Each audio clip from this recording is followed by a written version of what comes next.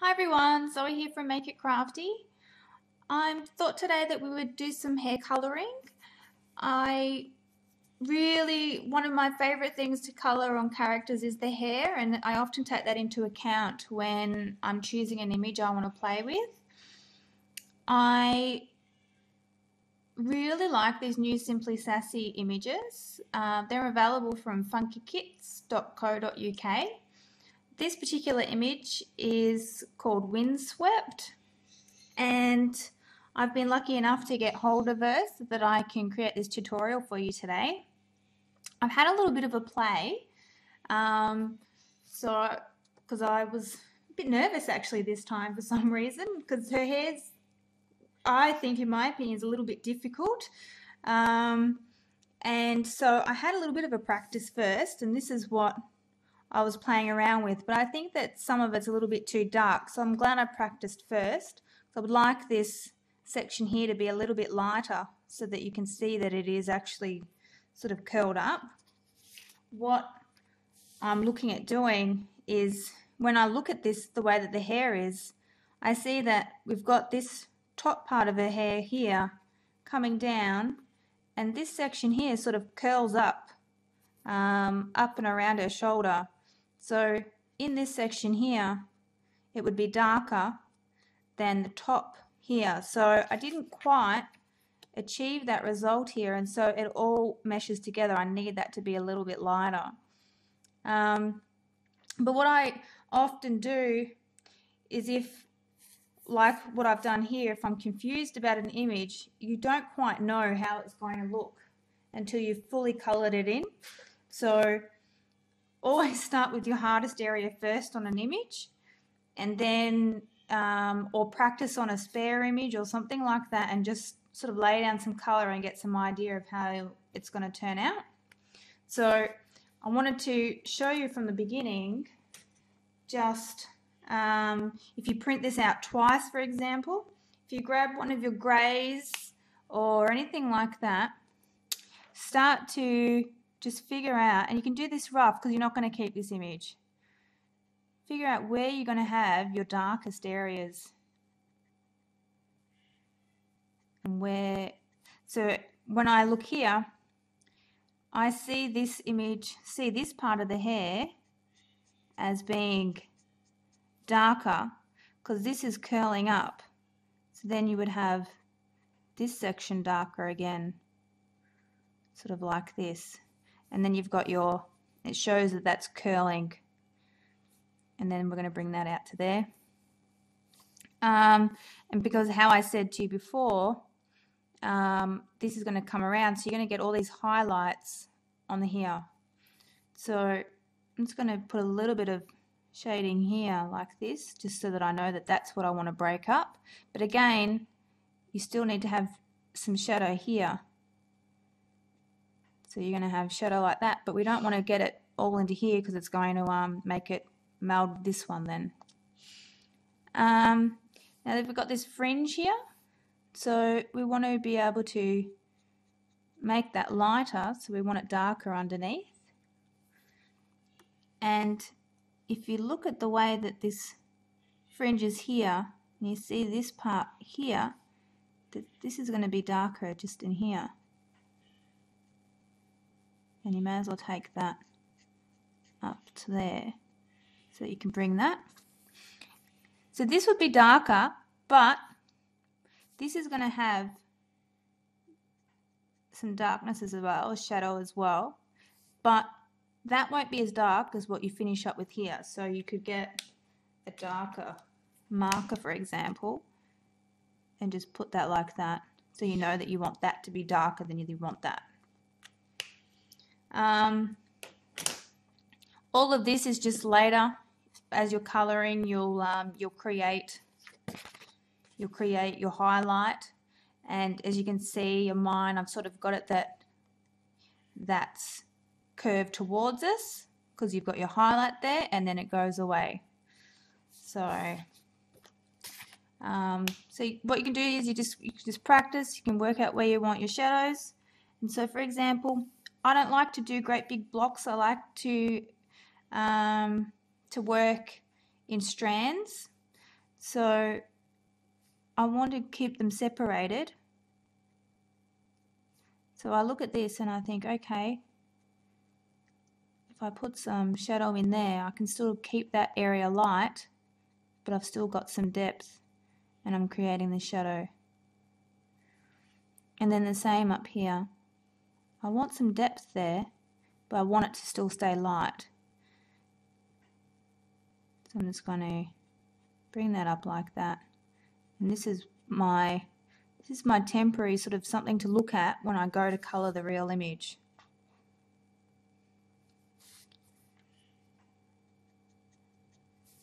So that's sort of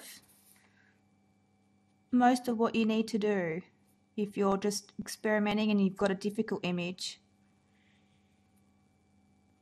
You can just give yourself an idea of what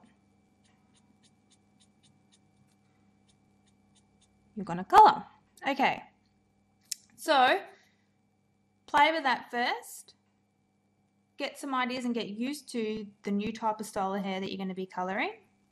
And then let's start. So what I have done is I have a pre-colored image. I colored the image, and I don't normally do a background first, but I thought it would be nice in this case so that you can see the whole image come together as we color in the hair. And I'm going to start with my C2 and start laying down some ink of where I think I'm going to have my shadows, and I can refer back to my other image as I do this. And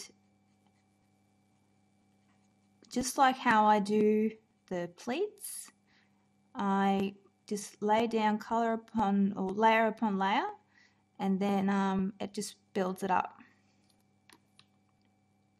So I'm just going to start bringing this up. I should mention that my light source is coming from this direction. So it's going to be light, her hair's going to be lighter on this side, and then it'll be darker on here on this side. Well, so her hair's going to be lighter on this side and then darker on this side.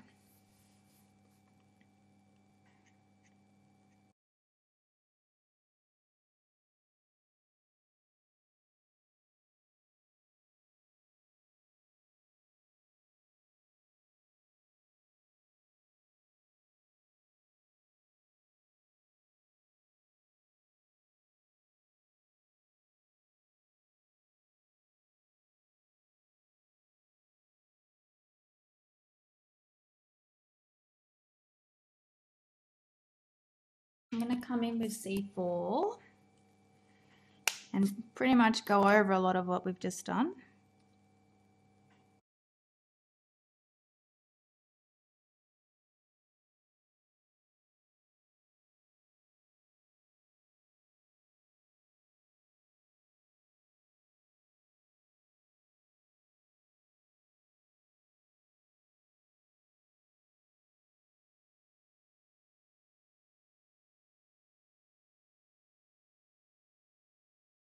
Okay, so I'm just going to come in with C5.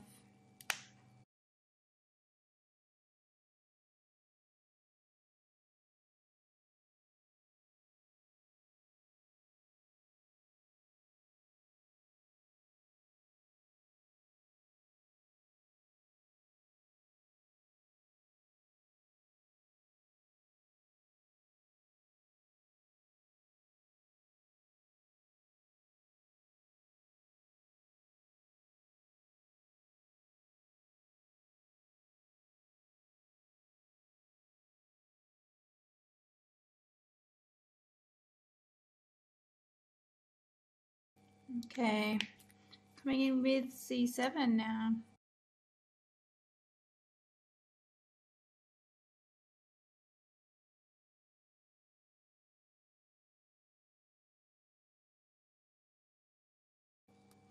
So I'm leaving these here because I don't want them quite as dark as C7. I'm going to come back with C5, but I do want the C7 to add some depth in some areas. So that's why I'm bringing them right out in some areas, but then leaving it completely. And that just helps to keep the strands.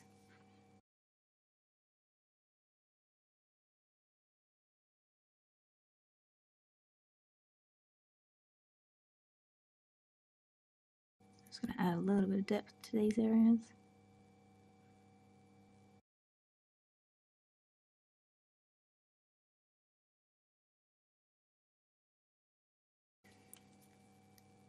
Just coming back with C5. This is when I'm going to bring in some darkness to here.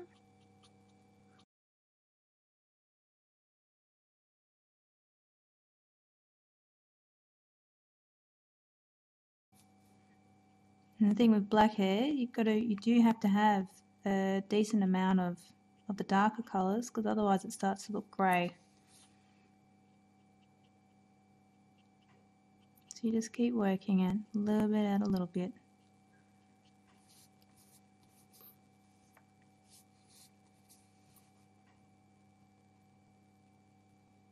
And the thing with Copic markers is often every time you go over it, it gets that little bit darker.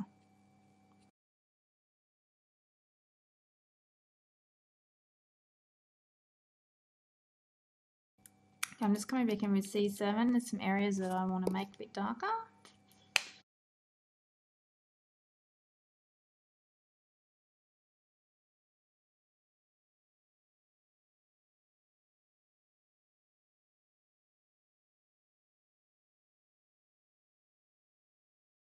Okay.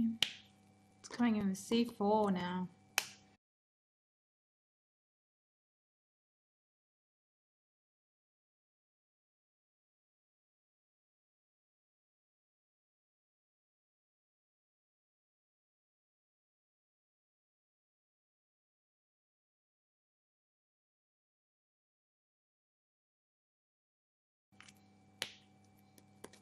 C5.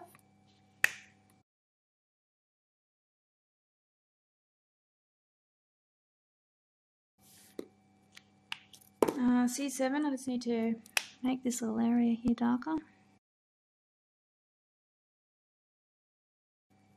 C5 again. C7 just for some definition in a few areas around here.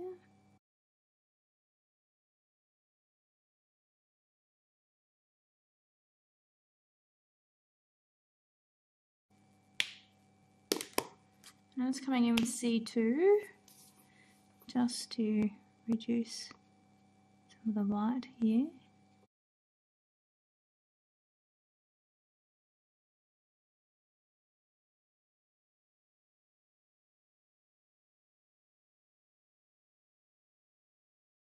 So what I'm going to do now is I'm going to come in with some Prismacolor pencils, and this is just going to be for some really fine detail. I just want to get some of these areas a little bit darker, and if I go over it again with the marker, it's just going to be too much for the paper. I don't always use the pencils, but sometimes it's nice just to add that little bit extra detail. So this was the idea of where we started. So if you look at where we thought that we were going to do most of the shadows, you can see that I've kept that up, but I've tried to make sure that you can still see the strands.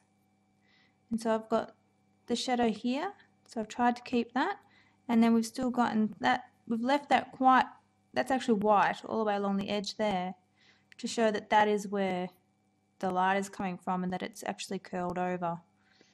And then we've just got a few highlights potted around the place just to break it up and keep it even and shiny. So, and I think this definitely looks better than my first attempt, because if you look at my first attempt, it really did go too dark compared to the second one. I think that definitely, and you can see the strands in the second one. Then in this one they sort of turned into more of a blob around the side here, whereas here I've got more shading, more different levels of colour. So that's why it makes it worthwhile, just to have a play so that you can get an idea of what you want the hair to finally finish looking like. So that's it for me today. Thanks for popping by and sitting through all this. And of course, this image is Windswept, and it's a Simply Sassy image, and it's available from funkykits.co.uk. So I hope to see you next time. Thanks for watching. Bye for now.